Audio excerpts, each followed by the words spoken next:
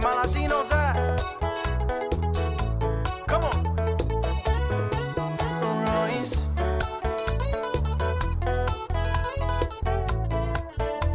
Whenever you're in trouble, won't you stand by me? Oh, baby, won't you stand by me? Oh, stand, darling, junto a mí, junto a mí. Mi gente, let's stand by each other. Don't forget to vote this November. Together we can make a change. Ya lo saben. No se olviden votar este noviembre. En la unión está la fuerza. Let's go. That was Prince Royce. Amazing. Shout out to the Boogie Down Bronx. In this next piece, you'll hear about the vital role that women have played in moving us toward a more perfect union and breaking through that proverbial glass ceiling. And after that, you'll hear from Secretary Hillary Rodham Clinton, the woman who put over 65 million cracks in it.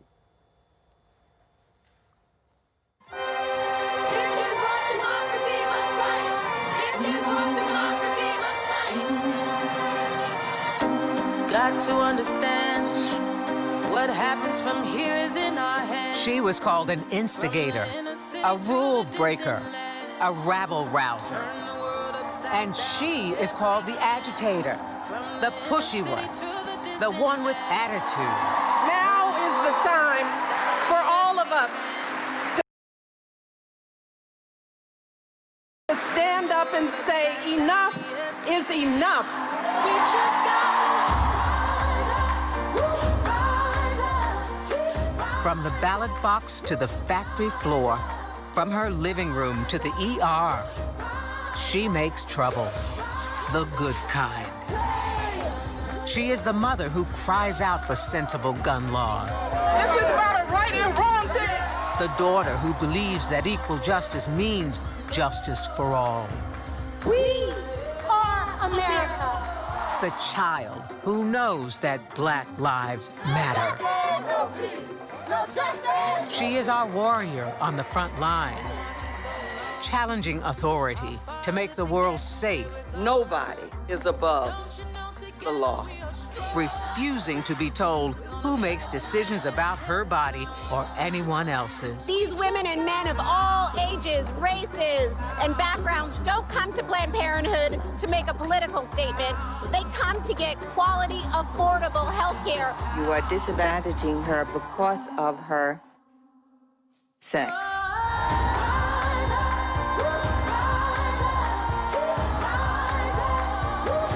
This is the time. And she knows that to change the world, you need to change the idea of power. Excuse me, Mr. Barr, this is my time and I control it. Because we are fighting for you each and every single day. And she knows her voice is heard and amplified by the women she elects to public office. If we want families to succeed, we start by empowering women. When I first got elected, I came to Washington, D.C. to fight for the issues that are so important in our community. We look forward, though, to making sure that this district is finally well represented. The things that we ran on going into November, we are doing that. Women don't just fight for women.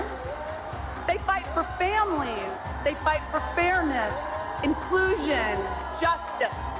To make our nation a more perfect union, especially for those people who are the most marginal. If we're going to jumpstart the middle class, we've got to ensure that college is affordable. Separation of families and children are detrimental to their health. Give the victims of gender bias in the workplace the tools they need to seek justice. Women are the most important political force in the United States of America. She represents her views on education. We've got to pay educators more, and we've got to hire more educators. We're going to raise up the profile of teachers and celebrate who they are and give them better pay. She represents her concerns about health care. Healthcare is the #1 issue in this election, every day. Every day. She speaks out on equal pay. It's very frustrating for women everywhere. Kids are feeling like they aren't getting paid what they should be. And focuses on protecting our children. Let's give parents the peace of mind that their kids are safe and are being set up for success.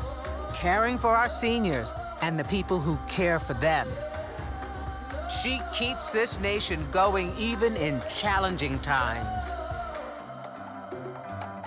And while running for office is not easy, what's wrong with my running for president of this country? Nevertheless, she persists. But we learned a long time ago, you don't get what you don't fight for. And perseveres. This is our time. And prevails.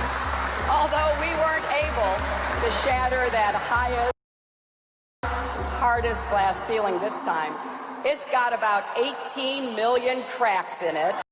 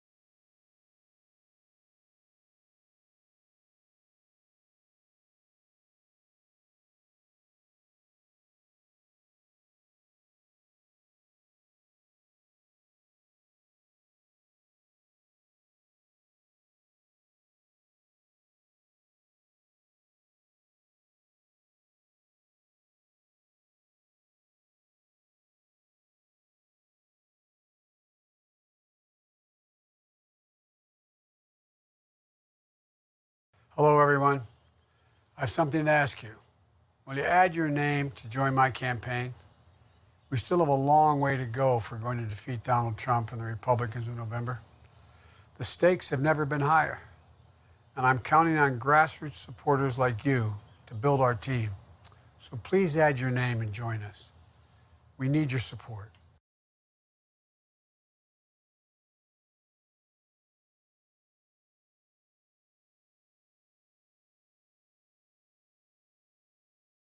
Before the pandemic. But as the saying goes, the world breaks everyone, and afterward, many are strong at the broken places. That's Joe Biden. He knows how to keep going, unify, and lead, because he's done that for his family and country. So come November, if we're strong together, we'll heal together. We'll redeem the soul and the promise.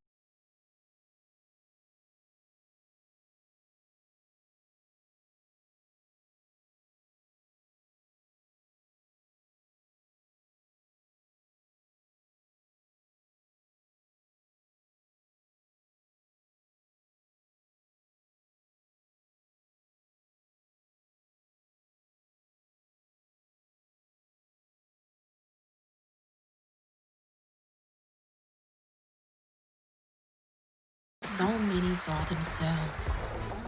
I did feel a real responsibility to other women as I stood on the shoulders of those who went before.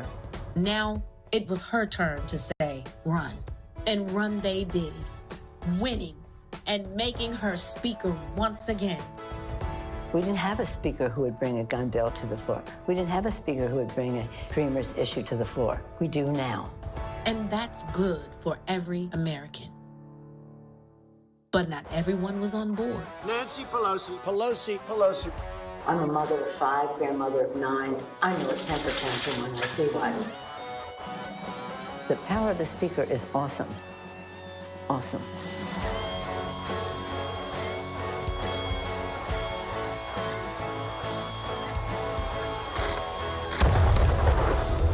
If you want to go into the arena, you have to be prepared to take a punch.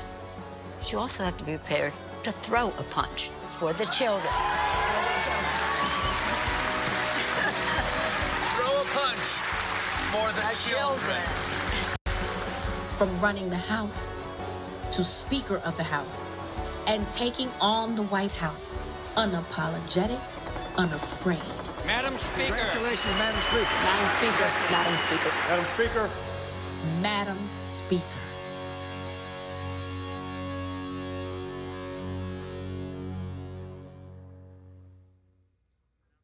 And now, please welcome Speaker of the United States House of Representatives, It is my honor Nancy to bring you the Pelosi. greetings of House Democrats, the most diverse majority in history, more than 60% women, people of color, and LGBTQ.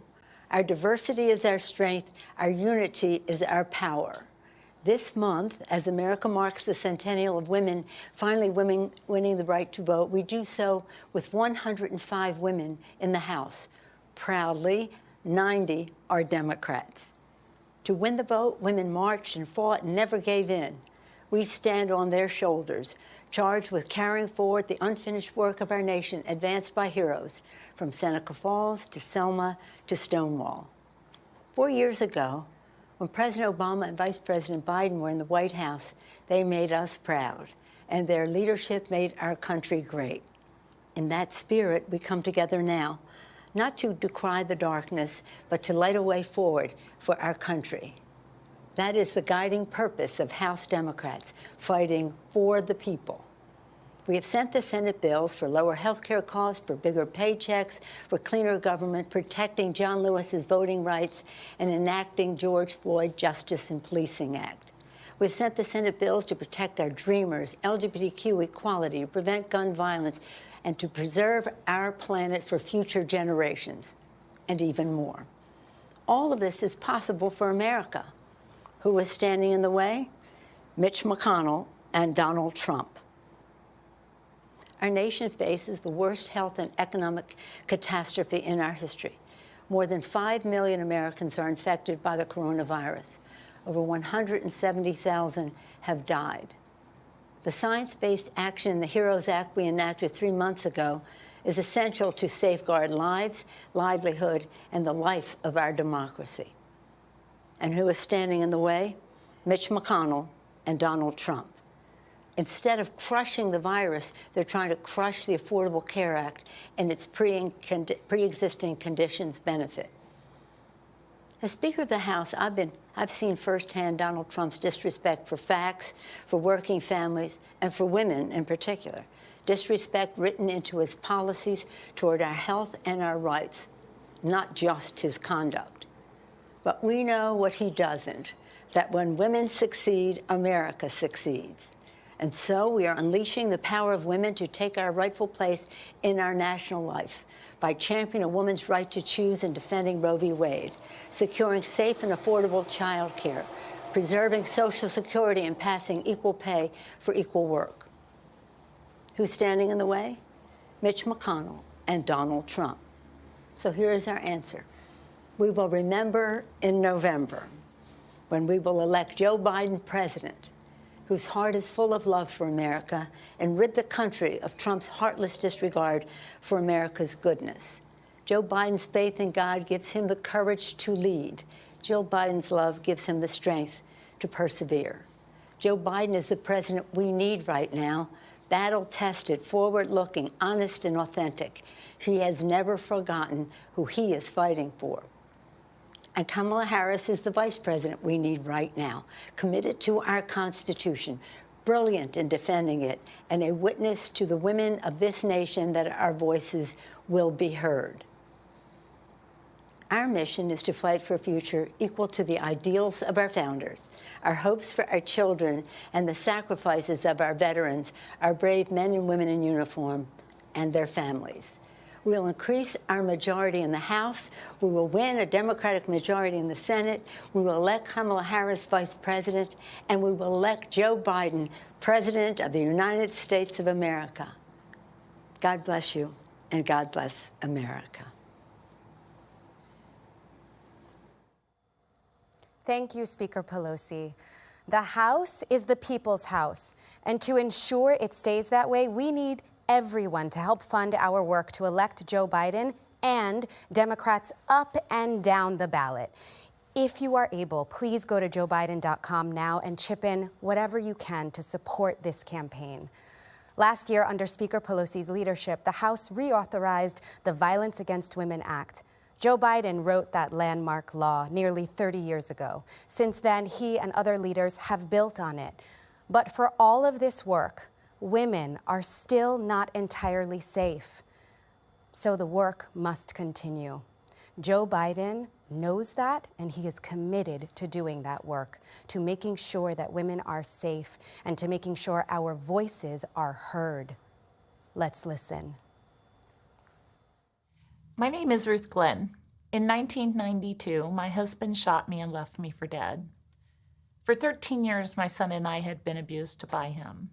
We finally escaped, but he tracked us down. Back then, there was limited help available and no national hotline to call. Local shelters were full. I didn't even know the name for what was happening to me then: domestic violence. Now, working to end domestic violence is my life's work. I'm Mariska Hargitay.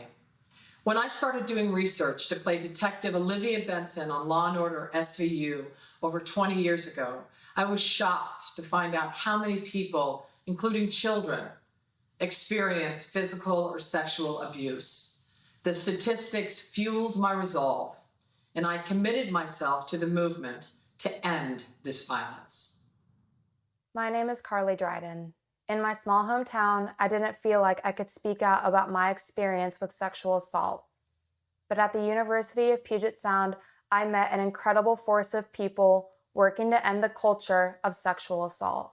I went from survivor to advocate. As the president and CEO of the National Coalition Against Domestic Violence, I've seen Joe Biden's passionate leadership in passing the Violence Against Women Act. Now, domestic violence rates are rising due to this pandemic. We need Congress to reauthorize and enhance that law. We need leaders who believe that a woman's life is worth fighting for. Joe Biden is that kind of leader. I created the Joyful Heart Foundation to help survivors heal and to change the way our society responds to sexual violence. The Vice President has worked tirelessly by our side to end the backlog of hundreds of thousands of untested rape kits. And our work will continue because testing kits not only makes our country safer, but it sends a vital message to survivors that what happened to them matters. The most important thing you can say to a survivor is, I hear you. That's why I became a leader in It's On Us. It's a program started by Vice President Biden to eliminate sexual assault on college campuses and support a new generation of advocates, including men and boys. Because if you're silent, you're complicit, and we're just getting started. I am voting for Joe Biden on behalf of all victims and survivors of domestic violence. I'm voting for Joe Biden because it's on my generation to make sure that we never go back. I'm voting for Joe Biden for my daughter, for my sons, for all of our children.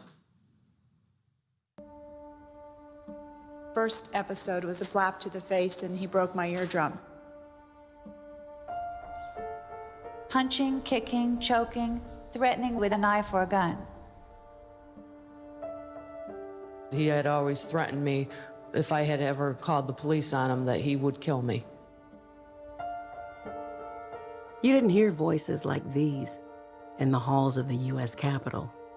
My husband stabbed me 13 times and broke my neck while the police were on the scene.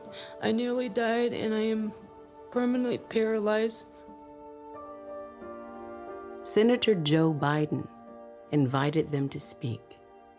Battered women need to be taken seriously. Proper police response can prevent what happened to me from happening to someone else. Thank you. Thank you.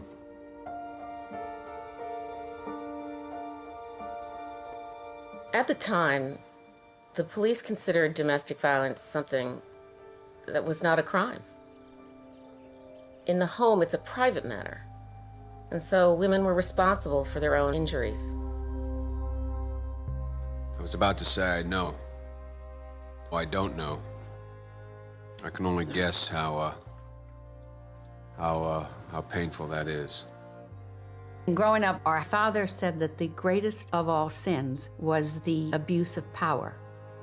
He told us when a bully, when someone bigger or stronger takes advantage of you, that is a really grave sin. The expectation was for all four of us to be a person of character. If you see something wrong, we were then expected to stand up and do something about it. When Joe introduced the legislation, few believed it could pass. Our bill is an ambitious undertaking. It is a first attempt to address violent crimes against women. It was hard to get the votes because you had some traditionalists who just didn't believe that there should be laws about this. But Joe doesn't give up. He's tenacious. Joe persevered, and he's very good at persuasion. They're doing nothing to help them. Nothing. He brought together law enforcement, prosecutors, advocates, and survivors. Thank you for giving me the opportunity to come and speak. In 1994, the Violence Against Women Act became law and protected millions of American women. A lot of the change in the attitudes we have about domestic violence were shaped by his leadership on this. If you see something wrong, we were then expected to stand up and do something about it. If you're just joining us, welcome. Coming up, we're going to hear from President Barack Obama and Senator Kamala Harris, who will talk about the Biden-Harris vision for the future. But in order to get to that more perfect union, we have to acknowledge where we are. Today in America, we are struggling. Unemployment has skyrocketed and families are fighting to keep their jobs. As Joe Biden says, we need to build back better. To find out how you can join that effort, please text JOIN to 30330 to get plugged into this campaign and to get more information on how to vote and how to volunteer. Joe Biden has a plan to help working families and small businesses. Our next speaker, Hilda Solis, worked alongside him as Secretary of Labor to make sure that there were good American jobs and that Americans were safe on the job. To hear more about the Biden-Harris economic plan, please welcome Hilda Solis. Hello, I'm Hilda Solis. The day Vice President Biden swore me in as Secretary of Labor was one of the proudest moments of my life. My parents realized they had achieved their American dream because the daughter of two blue-collar immigrants would make history and give voice to people just like them. American workers need a fighter now more than ever, and Joe Biden is that person because he has done it before and I've seen it firsthand. He and President Obama made it easier for home care workers to organize. They extended overtime pay to more than 4 million workers. They saved the automobile industry and a whole lot of good union jobs with it. And when millions of families lost their homes, my friend from California, Senator Kamala Harris, took on the big banks and won.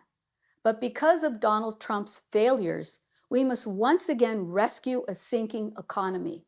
Millions of Americans are out of work, and communities of color are the hardest hit. Millions of essential workers are putting their lives at risk with little protections, and millions more are just plain tired. That's why Joe Biden and Kamala Harris actually have a plan, not only to recover what we lost, but to improve upon it, to build back better. Creating 5 million good union jobs by bringing back supply chains to America, that's building back better. Creating millions of jobs by investing in clean energy, that's building back better. And making sure that working families can afford childcare, that's how we build back better. So let me borrow and slightly edit something Joe Biden said at my swearing in. When it comes to expanding the economy for all people, no one is going to be a stronger voice than our next president, Joe Biden. The conversation you're about to see proves it. Behind every business, there's a story. Small businesses around the country are bearing the economic brunt of the coronavirus pandemic. And behind every business, there's a family. A lot of people clearly are in pain right now. For every farm, there's a fight to stay whole. There's hard work. And there's heartbreak. We are going to lose 20 to 30% of our small businesses.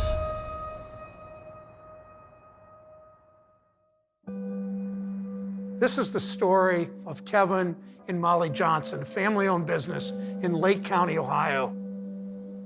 We have 10 to 12 employees on a given day. When COVID-19 hit, it was a lot of confusion. I remember being scared and being uncertain. We shut down last week because we ran out of work, and we had enough to come in for another week.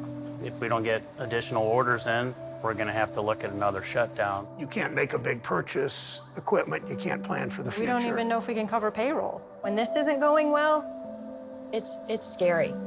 You're kind of forgotten, right? The president always bragging about the stock market sort of leaves a lot of small manufacturing companies behind. We could use a little help right now, and it just seems like we get one step forward and then 2 steps back. This is the story of Jernay Green, who just started a clothing store and then COVID hit. Fashion has been a love of mine since I was a kid. I worked really hard to save money to open this store. Did my ribbon cutting December 14th of 2019, and it was booming, and then bam, here's COVID. It was scary. No one was buying anything. My employees, they're gone. I reached out to my bank, but they stated that they had no more money. It's gone to a lot of the bigger businesses, the $1 million businesses who get the bailout, and a small business like myself is just left to struggle. Being an African-American female business owner under President Trump, I feel how can I say? I'm alone. I'm alone. This is the story of Lynn Ta and her 2 restaurants, one closed and one still open. It's always really hard for restaurants to begin. It would be crowded in here with babies and families and crowds outside waiting to get in. It was pretty exciting. And on the day of the shutdown, we were actually reviewed in the Los Angeles Times. On that day, the virus was announced as a global pandemic. It's really, really sad to see, and if we don't turn this around soon, I mean, we're gonna see this not just be this year, but you're gonna see ghost town for Main Street USA. The first decision that I had to make, because 100 people are looking at you, and unfortunately, the call was to furlough everybody. At this point, I don't even see myself in business next month. ¿Qué efecto de esta pandemia ha sido en su trabajo y su espíritu? Es más difícil, mucho más trabajo. Yo voy a hacer todo lo posible por salvar el restaurante. We don't ask for much from government, but catch us when we're falling. And I know that it must feel like you're falling right now without a net. Restaurants are among the hardest businesses to succeed at, but I was going to do it in a way that was going to provide a successful career for not only myself, but 100 employees. This is the story of Dan Reiner. He's a 5th-generation farmer struggling to keep his business alive. I'm not so sure that the president understands that when he thinks about business, I don't think he thinks about farmers as a business. No, he has no clue about this stuff. Dan, tell me a little bit about the farm. We've been here since 1864. Trade tariffs with China have just been horrible. Part of the language in the trade deal said that China does not have to buy unless the price is to their advantage. What kind of trade deal is that? That's no deal. Then when COVID hit, then everything just plummeted. Getting through now, that's the problem. That's the day-to-day battle. I believe that Joe Biden will be a clear voice for us, something that we have not had. Joe Biden has an understanding of what the average American is experiencing. I think he's with me. Enough is enough. It's time to help small businesses, middle-class folks manage their way through a pandemic. I have a lot of confidence in Joe Biden. He's a fighter and he's the real deal. We've taken a lot of knockdowns, and we know that at the end of the day, we will endure. We will rise again. Every time I get knocked down, I gotta get up and keep running, keep going, keep going.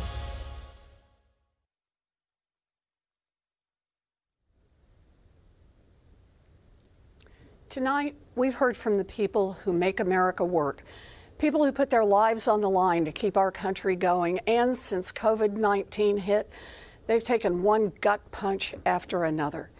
And what has the COVID fallout done to our babies?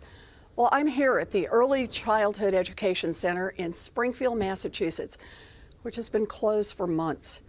Childcare was already hard to find before the pandemic, and now parents are stuck. No idea when schools can safely reopen, and even fewer childcare options. The devastation is enormous, and the way I see it, big problems demand big solutions. Now, I love a good plan, and Joe Biden has some really good plans. Plans to bring back union jobs in manufacturing and create new union jobs in clean energy. Plans to increase Social Security benefits, cancel billions in student loan debt, and make our bankruptcy laws work for families instead of the creditors who cheat them. These plans reflect a central truth. Our economic system has been rigged to give bailouts to billionaires and kick dirt in the face of everyone else. But we can build a thriving economy by investing in families and fixing what's broken. Joe's plan to build back better includes making the wealthy pay their fair share, holding corporations accountable, repairing racial inequities, and fighting corruption in Washington. Let me tell you about one of Joe's plans that's especially close to my heart: childcare. As a little girl growing up in Oklahoma, what I wanted most in the world was to be a teacher. I loved teaching. And when I had babies and was juggling my first big teaching job down in Texas, it was hard. But I could do hard. The thing that almost sank me: childcare. One night, my Aunt Bee called just to check in. And I thought I was fine. But then I just broke down and started to cry. I had tried holding it all together, but without reliable childcare, working was nearly impossible. And when I told Aunt Bee I was going to quit my job, I thought my heart would break. And then she said the words that changed my life. I can't get there tomorrow, but I'll come on Thursday. And she arrived with 7 suitcases and a Pekingese named Buddy and stayed for 16 years. I get to be here tonight because of my Aunt Bee. I learned a fundamental truth. Nobody makes it on their own. And yet, here we are, 2 generations of working parents later. And if you have a baby and don't have an Aunt Bee, you're on your own. And here's why that is wrong. We build infrastructure like roads and bridges and communication systems so that people can work. That infrastructure helps us all because it keeps our economy going. It's time to recognize that childcare is part of the basic infrastructure of this nation. It's infrastructure for families. Joe and Kamala will make high-quality childcare affordable for every family, make preschool universal, and raise the wages of every childcare worker. Now, that's just one plan, but it gives you an idea of how we get this country working for everyone. Donald Trump's ignorance and incompetence have always been a danger to our country. COVID-19 was Trump's biggest test. He failed miserably. Today, America has the most COVID deaths in the world and an economic collapse. And both crises are falling hardest on Black and brown families. Millions out of work, millions more trapped in cycles of poverty, millions on the brink of losing their homes, millions of restaurants and stores hanging by a thread. This crisis is bad, and it didn't have to be this way. This crisis is on Donald Trump and the Republicans who enable him. On November 3rd, we will hold them all accountable. So, whether you're planning to vote wearing a mask or vote by mail, please take out your phone right now and text VOTE to 30330. We all need to be in the fight to get Joe and Kamala elected. And after November, we all need to stay in the fight to get big things done.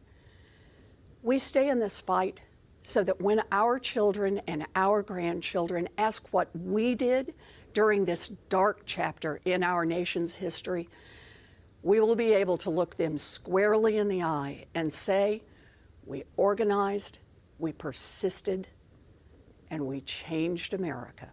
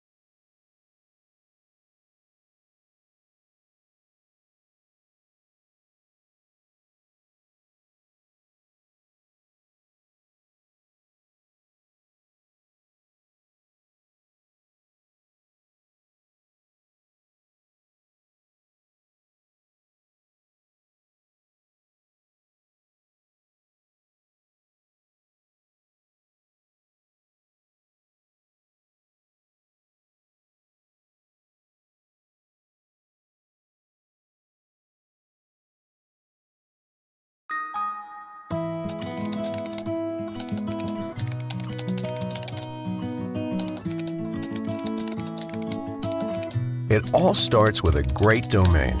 And now you can get a great one for less.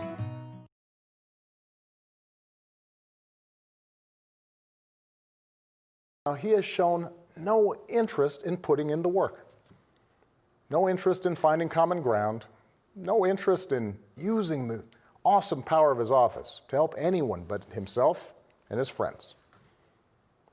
No interest in treating the presidency as anything but one more reality show that he can use to get the attention he craves.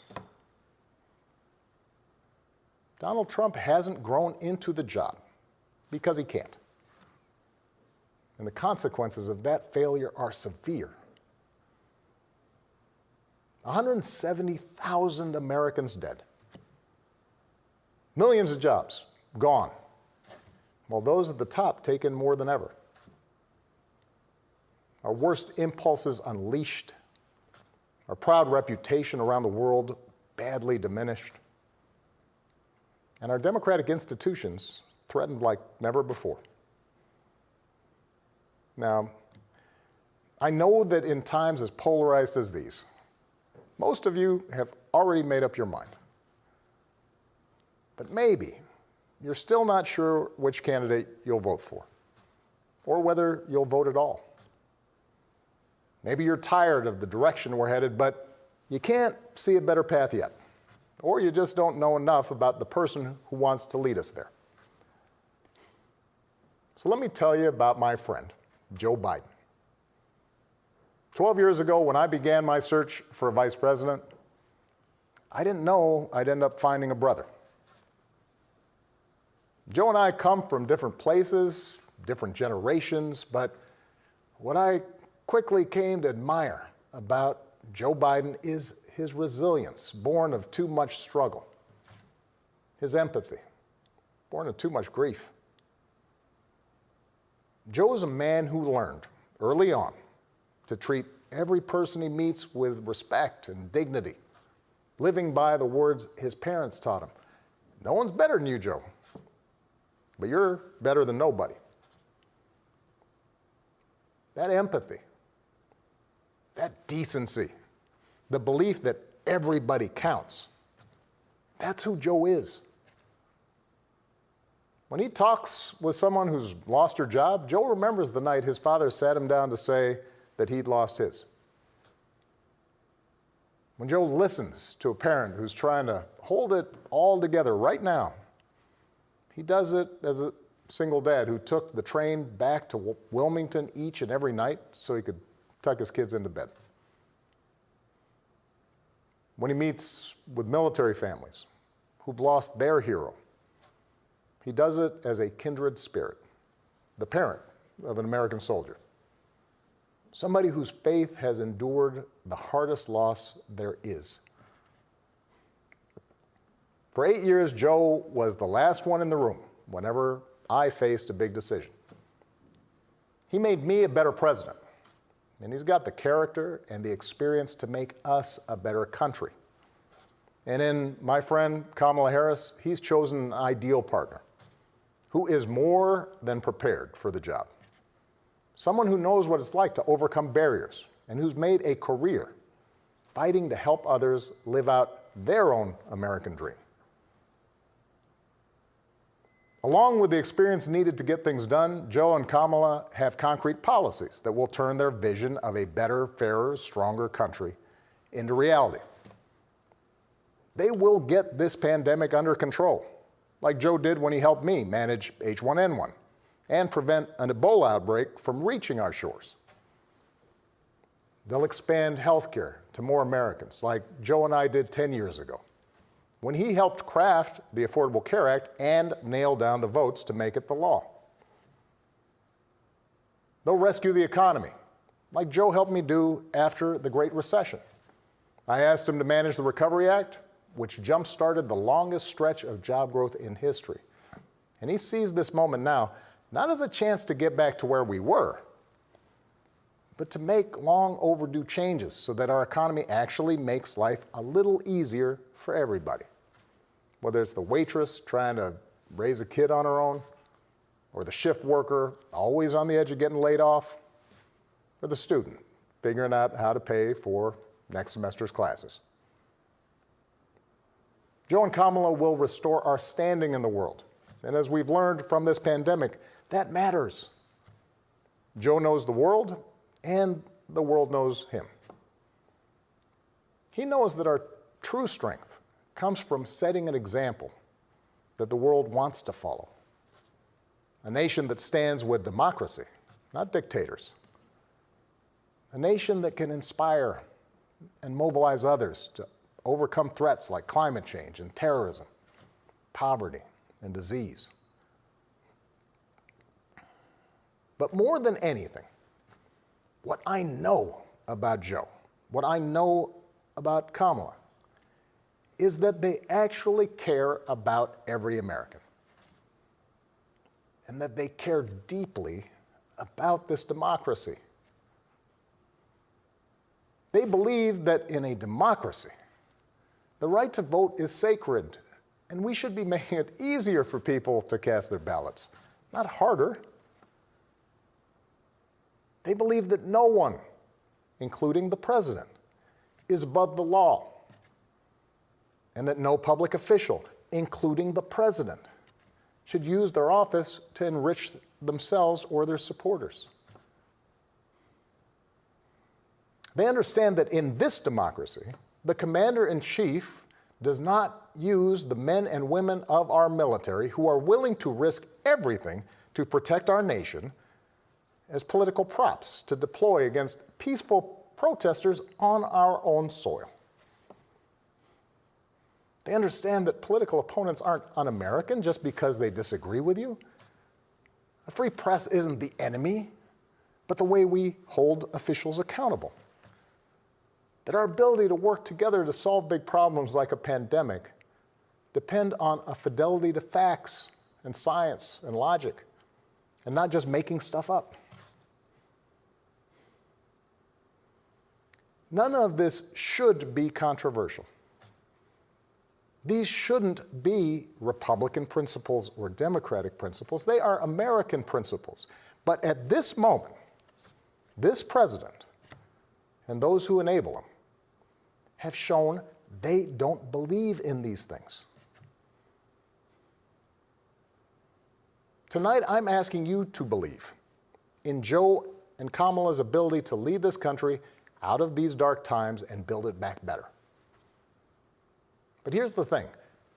No single American can fix this country alone, not even a president. Democracy was never meant to be transactional. You give me your vote, I make everything better. It requires an active and informed citizenry. So I'm also asking you to believe in your own ability, to embrace your own responsibility as citizens, to make sure that the basic tenets of our democracy endure. Because that's what's at stake right now. Our democracy. Look, I understand why a lot of Americans are down on government. The way the rules have been set up and abused in Congress make it easier for special interests to stop progress than to make progress. Believe me, I know it. I understand why a white factory worker who's seen his wages cut or his job shipped overseas might feel like the government no longer looks out for him, and why a black mom might feel like it never looked out for her at all. I understand why a new immigrant might look around this country and wonder whether there's still a place for him here. Why a young person might look at politics right now, the circus of it all, the meanness and the lies and conspiracy theories, and think, what is the point? Well, here's the point. This president and those in power, those who benefit from keeping things the way they are counting on your cynicism. They know they can't win you over with their policies. So they're hoping to make it as hard as possible for you to vote and to convince you that your vote does not matter. That is how they win. That is how they get to keep making decisions that affect your life. and the lives of the people you love. That's how the economy will keep getting skewed to the wealthy and well-connected. How our health systems will let more people fall through the cracks. That's how a democracy withers, until it's no democracy at all. And we cannot let that happen. Do not let them take away your power. Do not let them take away your democracy. Make a plan right now for how you are going to get involved and vote. Do it as early as you can and tell your family and friends how they can vote too. Do what Americans have done for over 2 centuries when faced with even tougher times than this. All those quiet heroes who found the courage to keep marching, keep pushing in the face of hardship and injustice. Last month, we lost a giant of American democracy in John Lewis. And some years ago, I sat down with John and a few remaining leaders of the early civil rights movement. One of them told me he never imagined he'd walk into the White House and see a president who looked like his grandson. And then he told me that he had looked it up. And it turned out that on the very day that I was born, he was marching into a jail cell, trying to end Jim Crow segregation in the South. What we do echoes through generations. Whatever our backgrounds, we are all the children of Americans who fought the good fight. Great-grandparents working in fire traps and sweatshops without rights or representation. Farmers losing their dreams to dust. Irish and Italians and Asians and Latinos told, go back where you come from. Jews and Catholics, Muslims and Sikhs made to feel suspect for the way they worshiped. Black Americans chained and whipped and hanged,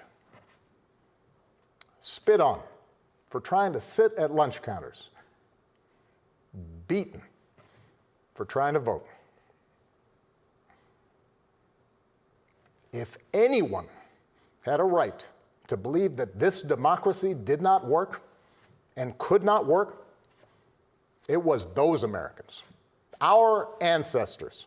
They were on the receiving end of a democracy that had fallen short all their lives. They knew how far the daily reality of America strayed from the myth. And yet, instead of giving up, they joined together. And they said, somehow, some way, we are going to make this work. We are going to bring those words in our founding documents to life.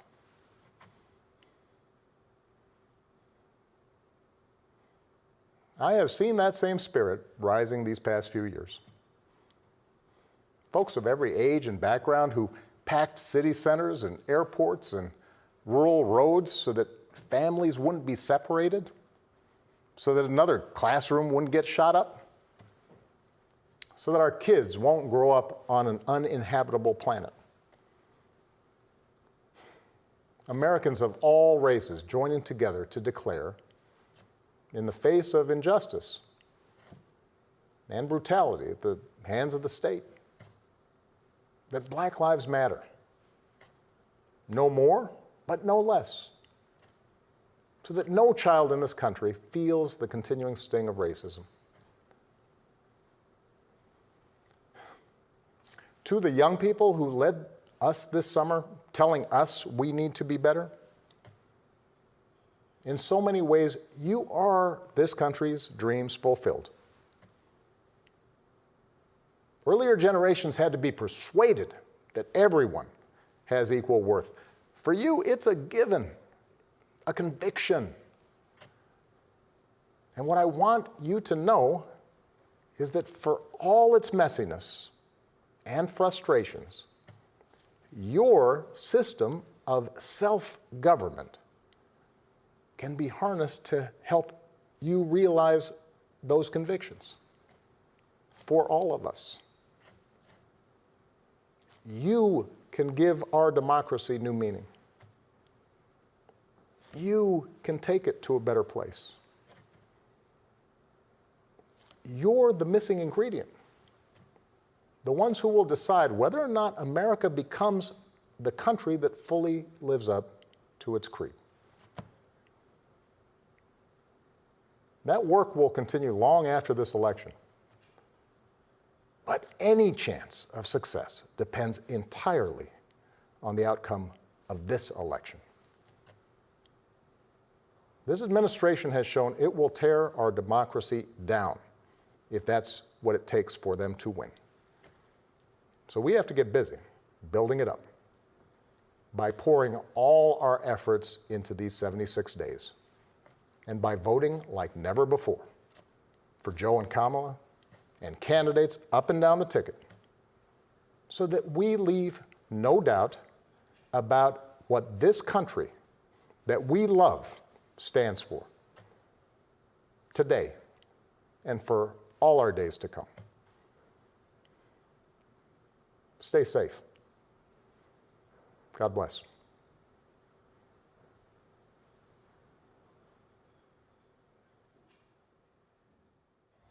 Thank you, President Obama, thank you for your brilliant leadership. Joe Biden has chosen an extraordinary woman to be his running mate. Kamala Harris is a fighter and a trailblazer, using her groundbreaking ideas to protect families and keep them together by reducing recidivism. I am so thrilled for her to become the Vice President of the United States. Now, please welcome our convention chair, Congressman Benny Thompson. Delegates and distinguished guests, our procedural rules provide that the presidential candidate who obtained a majority of all pledged and automatic delegates will nominate the Democratic candidate for vice president. In accordance with our rules, Vice President Biden has nominated Senator Kamala Harris as his vice presidential candidate. Our rules further provide that if only one candidate is nominated for vice president, the chair is authorized to declare the nominee the Democratic candidate for vice president. As such, with only one nomination received and pursuant to our rules, I hereby declare that Kamala Harris is elected as the Democratic candidate for vice president. I'm pleased to report that vice presidential candidate Kamala Harris has been invited to deliver an acceptance speech. Kamala Harris is my auntie.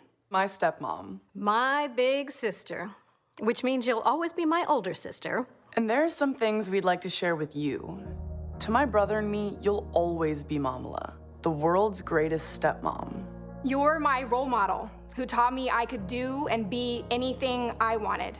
My very first friend, my confidant, my partner in mischief and in justice.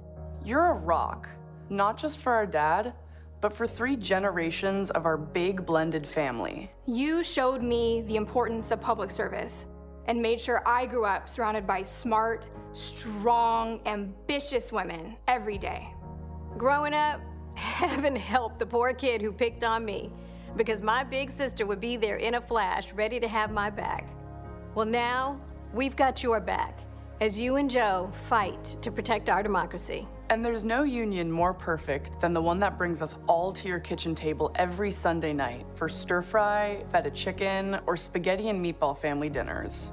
And now that I'm a mom, you're showing my daughters and so many girls around the world who look like them what's possible and what it's like to move through the world as fierce, formidable, phenomenal women in their own unique way.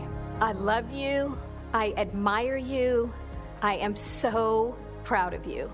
And even though Mommy's not here to see her first daughter step into history, the entire nation will see in your strength, your integrity, your intelligence, and your optimism the values that she raised us with. We love you, Mamala. We're so proud of you, Auntie. You mean the world to us, Kamala.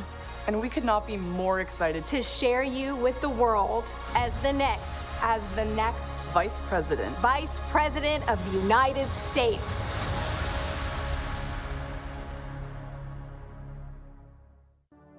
Joe Biden has selected Kamala Harris as his running mate. She is the first Black woman, first South Asian woman to be named on the Democratic ticket. This is an historic pick. Someone who looks like us on a presidential ticket. That's crazy.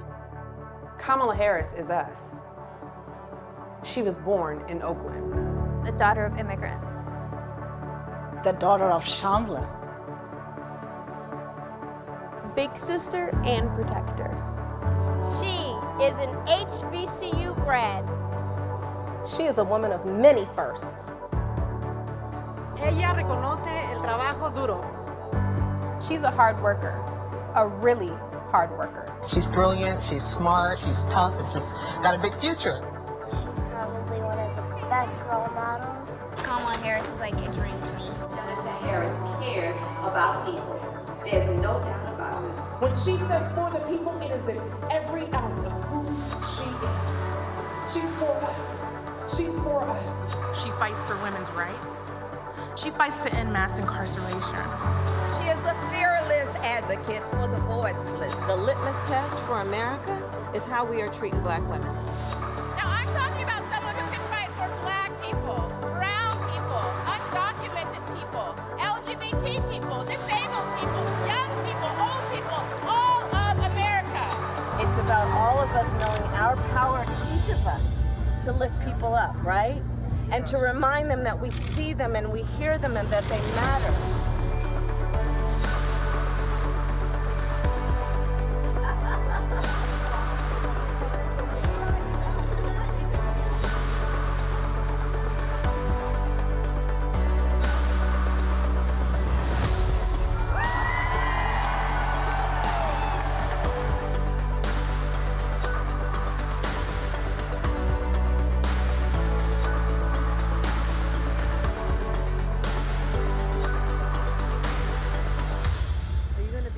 President of the United States?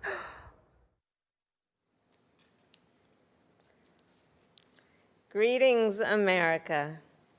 It is truly an honor to be speaking with you tonight.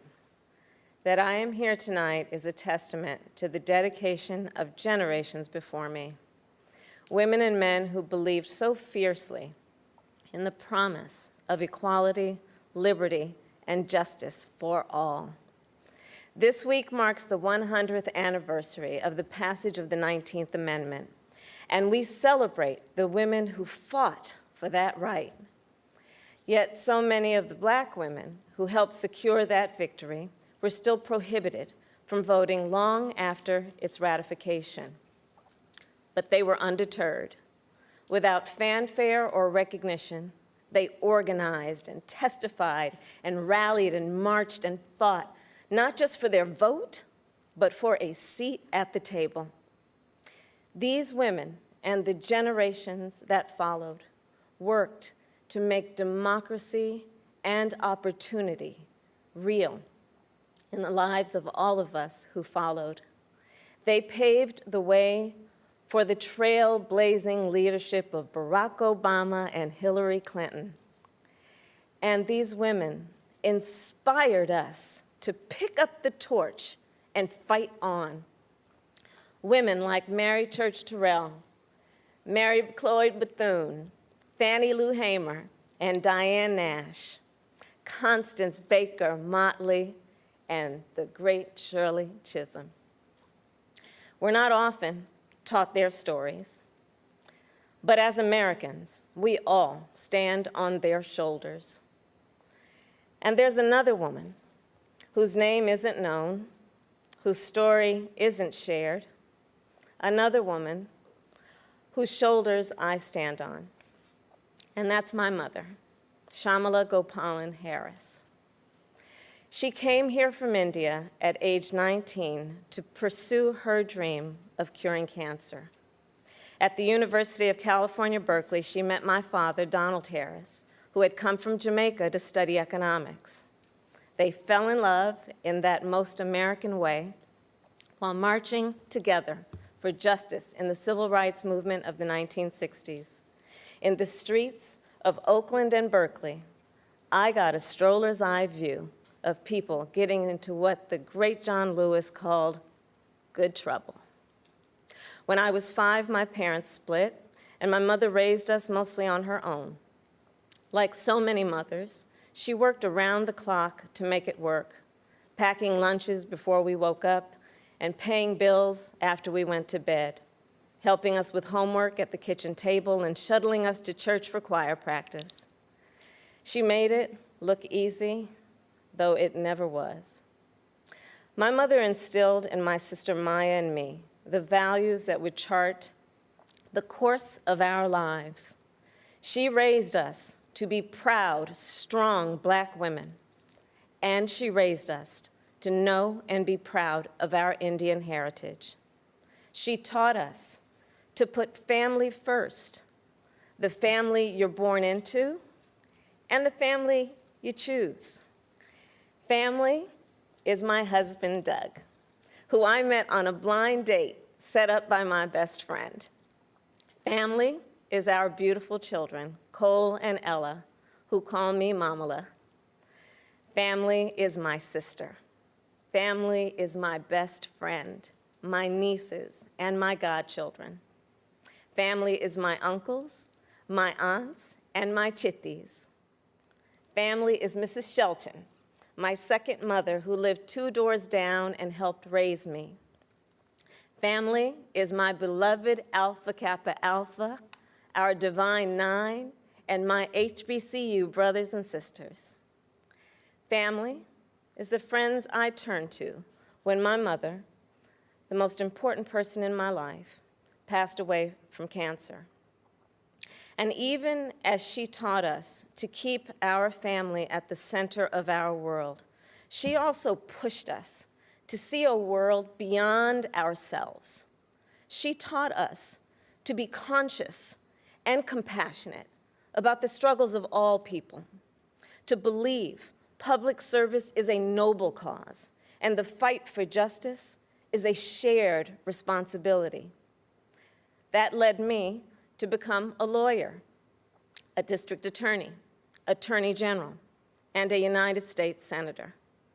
And at every step of the way, I've been guided by the words I spoke from the first time I stood in a courtroom. Kamala Harris, for the people. I have fought for children and survivors of sexual assault. I fought against transnational criminal organizations. I took on the biggest banks and helped take down one of the biggest for-profit colleges. I know a predator when I see one. My mother taught me that service to others gives life purpose and meaning. And oh, how I wish she were here tonight, but I know she's looking down on me from above. I keep thinking about that 25-year-old Indian woman, all of 5 feet tall, who gave birth to me at Kaiser Hospital in Oakland, California. On that day, she probably could have never imagined that I would be standing before you now and speaking these words. I accept your nomination for Vice President of the United States of America. I do so committed to the values she taught me, to the word that teaches me to walk by faith and not by sight, and to a vision passed on through generations of Americans, one that Joe Biden shares, a vision of our nation as a beloved community where all are welcome, no matter what we look like, no matter where we come from or who we love. A country where we may not agree on every detail, but we are united by the fundamental belief that every human being is of infinite worth, deserving of compassion, dignity, and respect. a country where we look out for one another, where we rise and fall as one, where we face our challenges and celebrate our triumphs together. Today, that country feels distant. Donald Trump's failure of leadership has cost lives and livelihoods. If you're a parent struggling with your child's remote learning, or you're a teacher struggling on the other side of that screen, you know what we're doing right now is not working. And we are a nation that is grieving the loss of life, the loss of jobs, the loss of opportunities, the loss of normalcy, and yes, the loss of certainty. And while this virus touches us all, we got to be honest, it is not an equal opportunity offender. Black, Latino, and Indigenous people are suffering and dying disproportionately. And this is not a coincidence. It is the effect of structural racism, of inequities in education and technology, healthcare and housing, job security and transportation, the injustice in reproductive and maternal health care, in the excessive use of force by police, and in our broader criminal justice system. This virus, it has no eyes, and yet it knows exactly how we see each other and how we treat each other. And let's be clear, there is no vaccine for racism. We've got to do the work. For George Floyd, for Breonna Taylor, for the lives of too many others to name, for our children, and for all of us. We've got to do the work to fulfill that promise of equal justice under law. Because here's the thing, none of us are free until all of us are free. So we're at an inflection point. The constant chaos leaves us adrift. The incompetence makes us feel afraid. The callousness makes us feel alone. It's a lot. And here's the thing, we can do better and deserve so much more. We must elect a president who will bring something different, something better, and do the important work. A president who will bring all of us together, Black, white, Latino, Asian, Indigenous, to achieve the future we collectively want. We must elect Joe Biden. And I will tell you, I knew Joe as vice president. I knew Joe on the campaign trail. And I first got to know Joe as the father of my friend. So Joe's son, Beau, and I served as attorneys general of our states, Delaware and California. During the Great Recession, he and I spoke on the phone nearly every day, working together to win back billions of dollars for homeowners from the big banks that foreclosed on people's homes. And Beau and I, we would talk about his family, how as a single father, Joe would spend 4 hours every day riding the train back and forth from Wilmington to Washington. Beau and Hunter got to have breakfast every morning with their dad. They went to sleep every night with the sound of his voice reading bedtime stories.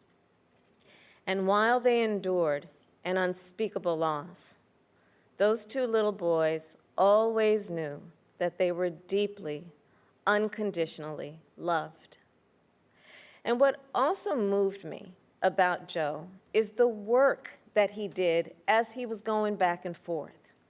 This is the leader who wrote the Violence Against Women Act and enacted the assault weapons ban, who, as vice president, implemented the Recovery Act, which brought our country back from the Great Recessions. He championed the Affordable Care Act, protecting millions of Americans with pre-existing conditions, who spent decades promoting American values and interests around the world.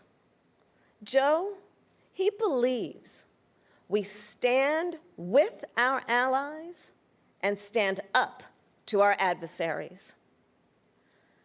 Right now, we have a president who turns our tragedies into political weapons. Joe will be a president who turns our challenges into purpose. Joe will bring us together to build an economy that doesn't leave anyone behind, where a good-paying job is the floor, not the ceiling. Joe will bring us together to end this pandemic and make sure that we are prepared for the next one. Joe will bring us together to squarely face and dismantle racial injustice, furthering the work of generations. Joe and I believe that we can build that beloved community, one that is strong and decent, just and kind, one in which we can all see ourselves. That's the vision that our parents and grandparents fought for, the vision that made my own life possible, the vision that makes the American promise, for all its complexities and imperfections, a promise worth fighting for. So make no mistake, the road ahead is not easy. We may stumble, we may fall short. But I pledge to you that we will act boldly and deal with our challenges honestly. We will speak truths, and we will act with the same faith in you that we ask you to place in us. We believe that our country, all of us, will stand together for a better future. And we already are. We see it in the doctors, the nurses, the home health care workers, and frontline workers who are risking their lives to save people they've never met. We see it in the teachers and truck drivers, the factory workers and farmers, the postal workers and poll workers, all putting their own safety on the line to help us get through this pandemic. And we see it in so many of you who are working, not just to get us through our current crisis, but to somewhere better. There's something happening all across our country. It's not about Joe or me. It's about you. And it's about us. People of all ages and colors and creeds who are, yes, taken to the streets, and also persuading our family members, rallying our friends, organizing our neighbors, and getting out the vote. And we have shown that when we vote, we expand access to health care and expand access to the ballot box and ensure that more working families can make a decent living. And I'm so inspired by a new generation. You are pushing us to realize the ideals of our nation, pushing us to live the values we share: decency and fairness, justice and love. You are patriots who remind us that to love our country is to fight for the ideals of our country. In this election, we have a chance to change the course of history. We're all in this fight. You, me, and Joe, together. What an awesome responsibility. What an awesome privilege. So let's fight with conviction. Let's fight with hope. Let's fight with confidence in ourselves and a commitment to each other, to the America we know is possible, the America we love.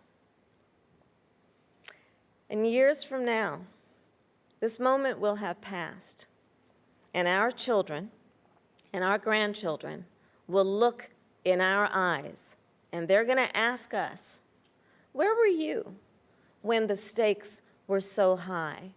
They will ask us, what was it like? And we will tell them. We will tell them not just how we felt, we will tell them what we did. Thank you, God bless you, and God bless the United States of America.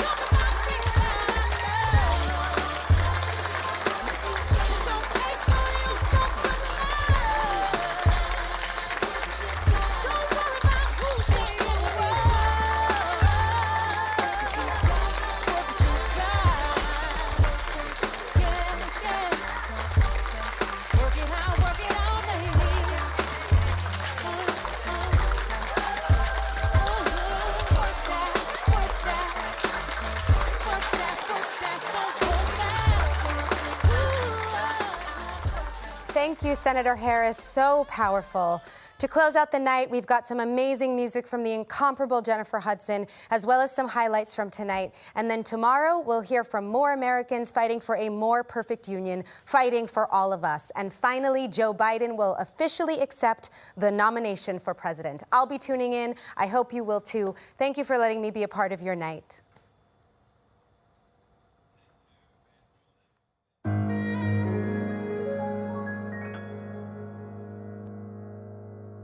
There's an old friend that I once heard say something that touched my heart, and it began this.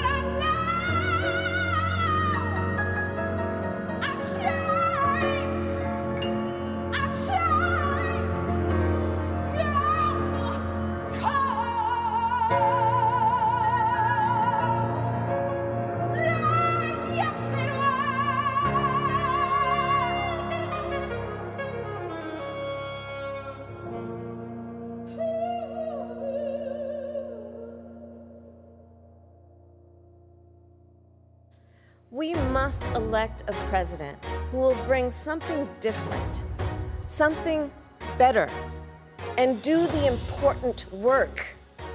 A president who will bring all of us together, Black, white, Latino, Asian, Indigenous, to achieve the future we collectively want. We must elect Joe Biden.